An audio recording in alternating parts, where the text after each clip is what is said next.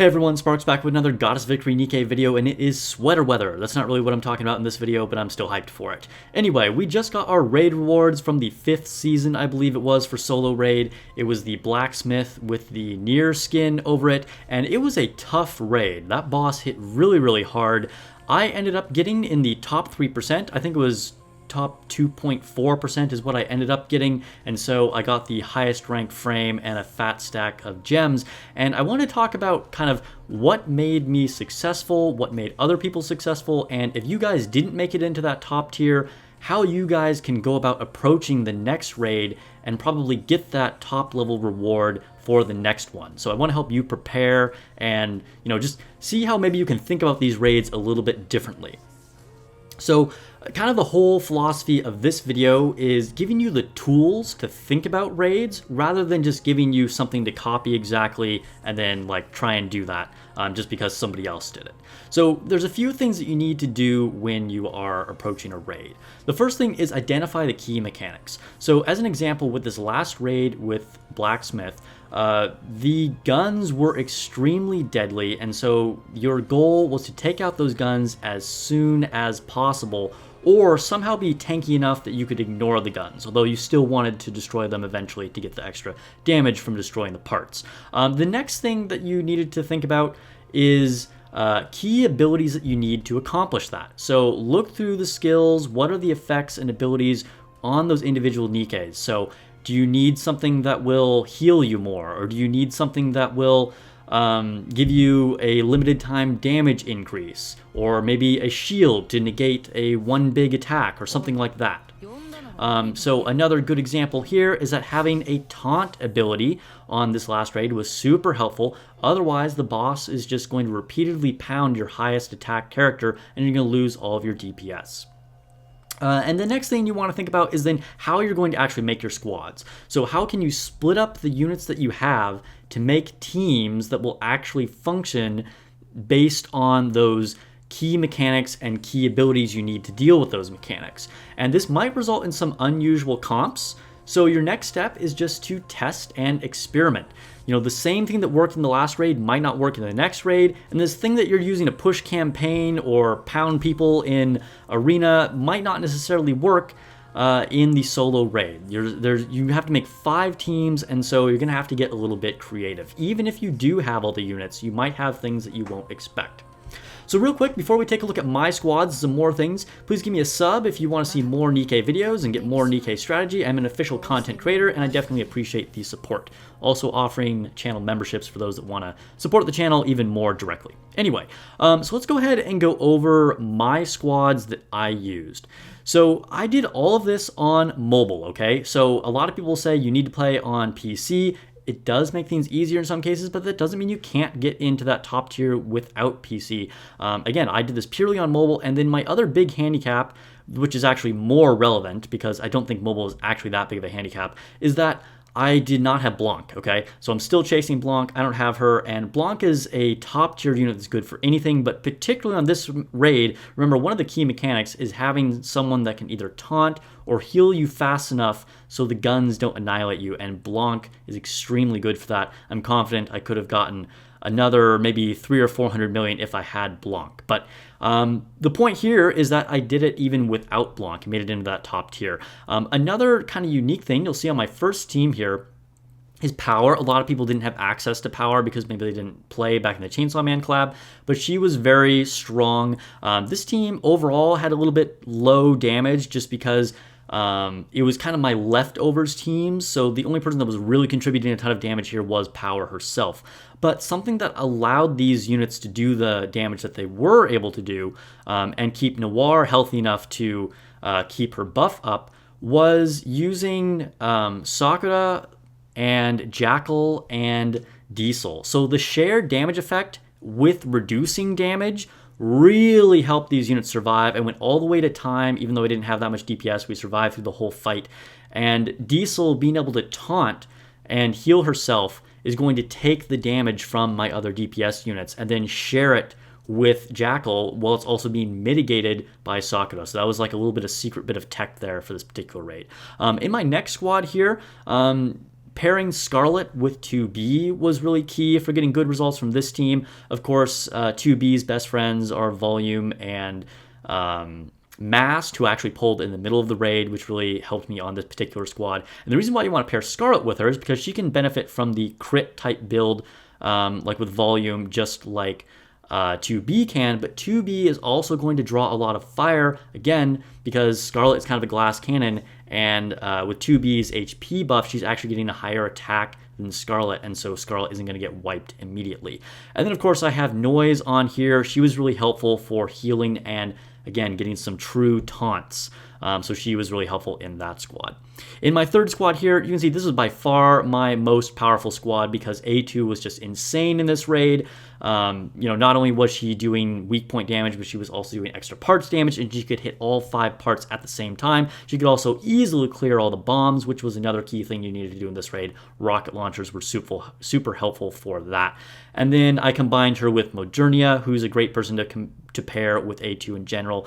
And unfortunately, this is where I would have liked to use Blanc and Noir, but I needed to use Rapunzel to keep A2 healthy, and Nero also helped with this with the taunt, and it made me able to completely ignore the guns. I could just tank everything to the face, and of course, Leader is just boosting everybody's attack and giving me that essential cooldown reduction. So that was how I did a lot of damage there. And on my next squad, then, this is my Snow White squad, and I started out with Helm on this squad, but Helm's health, her healing did not end up being relevant, and so I ended up going completely all in on damage here. You can see with Maxwell and Summer Ann, or Christmas Ann rather, and we were able to just one-shot those guns and take him out ASAP before we took too much damage. And Christmas Ann was also super clutch here because I think at one point either Maxwell or Snow White went down briefly, and I was able to bring them back with Christmas Ann's ability. So that was super helpful. And then on the last squad, also I could have used Yulha here. She's one that I tested with, but my Yulha just didn't turn out to be as effective. I got better results with this one here. My last squad was the quick reload team. I was initially using Quincy here to have a little more sustainability, and then I tried Novel, but I was just too fragile. I think Novel would have actually been the way to go.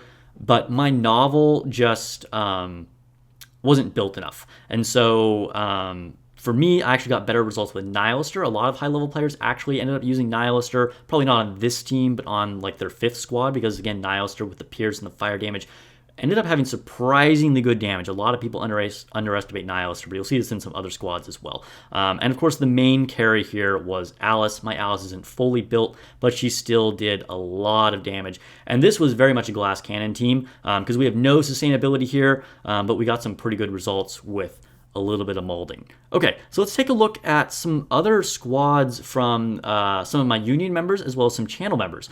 So here we have one from one of my Union members. You can see he's using Blanc and Noir here with A2 and Modernia. This is probably like the best team possible to use for this particular raid. And then he has Biscuit and Guillotine. I don't have investment in my Guillotine, and I don't have Biscuit at all. Also a unique pick here, you can see Soda. Soda's providing a little bit of sustain here combined with Helm, and probably some shielding from Senti was enough to keep them up there and keep Guillotine from dying. And then we have his Alice team here combined again with Nihilister. Interesting to see here. Again, she's showing up, and then we're getting buffs from Drake. Of course, another key thing in this particular raid is having a fire unit on every single team so you can shoot through the shield. And I think this is a recurring thing we'll see on a lot of solo raids going forward, is needing someone who has that weak point element to be able to shoot through shields. Then he has his own version of the quick reload team. Surprising to see him combining this with 2B. And of course, he's got a taunter there with Makima. I also experiment a little bit with Makima. So again, we're seeing some really unconventional stuff here that might not seem like it makes sense, but it actually worked for him to get into that top 3%. And then his last team is his electric team. You can see he's using the taunt with Noise there and some damage mitigation from Sakura, also getting his cooldown reduction, and Rupee making an appearance as well. The next squad here is from another subscriber, And we're getting even higher damage here. Notably here, his leader in A2 team is actually not using Blanc, so he didn't use the bunny girls there. He used the bunny girls up there with Snow White and Guillotine, which I think is definitely sort of an unusual combination. You can get that increased damage to bosses that you sometimes combine Blanc with Snow White, but I think it's very unusual to have Guillotine here, which I think is pretty cool to see. You can see he's also making use of Noah, and again slipping in a soda there for a little bit of sustain, and also using power. His 2B team is the same as my 2B team there. It's just one that worked really well. And then you can see down there at the bottom with his Alice team, this is a very tried and true Alice team. He probably has a lot of investment in his novel. And then, of course, it just works well with Privity and Maxwell and Dorothy as well. And then here is a channel member who is a very high-level player who's in top 10 ranked Union, and you can see a ton of damage. We're seeing a lot of like maxed cored out units here with a ton of damage as well. So this is, obviously very, very high level, but it's interesting to see like what he's using. So again, we're seeing in this top squad another surprise appearance from Soda, as well as Nihilister combined with Drake again, using Rapunzel to keep him alive. Interesting to see Sugar there as well, not something that I would expect to see in this raid. And then also Viper. So I think sometimes people forget about Viper. I didn't use Viper either here, but Viper is actually really, really strong against bosses in some situations. And you can also see a difference here in how some units scale a little bit once you're finally pushing them up to like totally max stats. Sometimes you can just kind of ignore having a lot of sustain, because if you have enough damage to just annihilate things, your best defense can be a good offense. Again, we're also seeing a surprise appearance from Makima there. And then we are seeing Modernia and A2 with the bunnies. Again, I think that is kind of the go-to team for most people. And then another really surprising thing here is for this particular team, I don't see an appearance from Snow White, which is pretty unusual. However, we do have Snow White in most of the very high-level teams. I'll show you another chart a little bit later here. But again, showing that you don't necessarily need every maxed out unit. We've seen many different squad comps here of people that made it into the top 3%. Okay, so now let's go ahead and take a look at this top 100 chart. But before I actually show you that, I kind of want to, drive home this point that this is also one of the limitations of tier lists. There are many ways to do these things, and just because a unit is high on a tier list doesn't mean it will work for you with the other units that you have and maybe your level of investment. And there are maybe some lesser used units that can be utilized here, so don't get too caught up on what things are on tier lists. But speaking of tier lists, I think there were some a little bit of confusion from some people when I showed my tier list video. And, like I put Snow White and Maxwell up there in God tier, and some people are like, what? How are they like the best units in the game?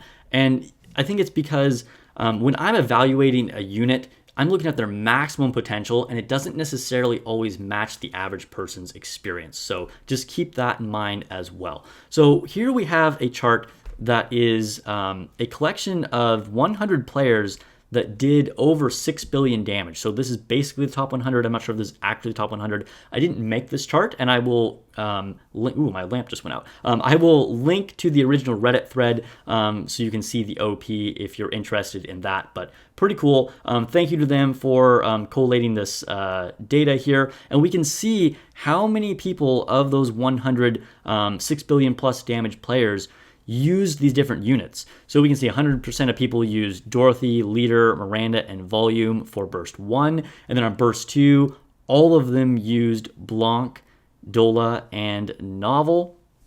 And then for Burst 3, everyone in that 6 billion plus used Snow White, Summer Niece, Privity, Noir, Modernia, Maxwell, Alice, A2, and 2B. And then there are some ones that you might be a little surprised about, like Helm, is a little bit lower down there. I mean, still a lot of people use her. She's still very effective, 88%. Also, a few people didn't use Scarlet. She's only at 96% usage there. And then there are some other units that you might be a little surprised about that they were used more, such as Nihilister here, showing up in 61% of those 100 players usage. We're also seeing some uses of Nero, although very few. And then like Jackal is another kind of like, surprising use for a lot of people and things like that. And there may be other ones that you might expect to be higher, such as Pepper. Only 5% of those people used Pepper.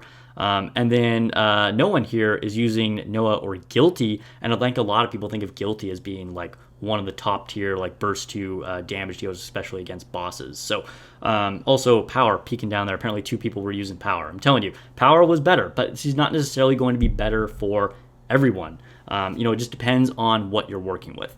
So I hope you guys found this video helpful or interesting at least. I think it's just helpful to think about how you can do different strategies and see just how big of a variety there actually is in what people are doing, and also at different power levels, but still making it into that top tier to get the best frame and some of those big gem rewards. So I'd really be curious what rank you got. Let me know in the comments below where you were in the top 100 or top 3% or top 5% or whatever. Let me know, and let me know of any unusual units or squads, because I would love to hear back from you guys and learn from you if there's anything that worked for you that was unexpected. If you would like to support the channel, consider giving me a membership. We need 5 more memberships to unlock more exclusive emojis, which is really fun to see people use those in the live chat. So consider hitting that join button if you want to support the channel directly, or just give me a sub, and the best way to support me is honestly just watch the videos. So hopefully you enjoyed them. I am an official Nikke content creator. I stream every week on YouTube and Twitch, so I'll see you guys on stream.